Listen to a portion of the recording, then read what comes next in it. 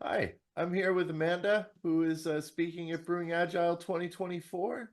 Amanda, can you tell us what your talk's about and why you're passionate about it? Yes, so it's about Lean Kata, and it's about when you set goals. I mean, hopefully or often it's outside of what you know how to do already. So how do you explore towards that goal, and how do you as a leader support the exploration?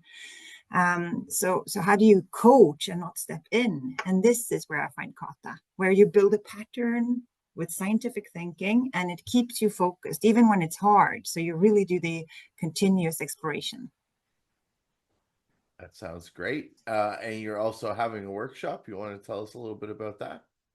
Yeah, so that is where we really try it out. So we do a game or a puzzle game, and it's surprisingly engaging, I would say.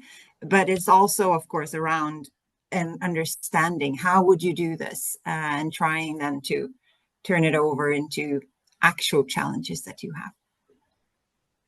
Great. Well, we look forward to hearing you, and we look forward to seeing all of you who are watching the video there. Thanks so much for today.